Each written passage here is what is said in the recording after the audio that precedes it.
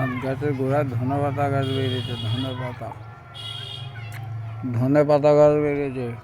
এটা আপেল গাছ, দানার আপেল গাছ। দানা থেকে আপেল থেকে দানা বের করে আপেল গাছ।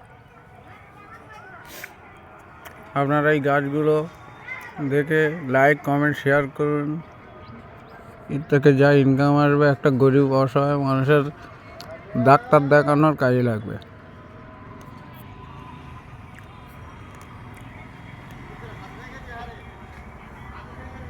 অল্প দিনের গাছ, 2-3 মাসের গাছ।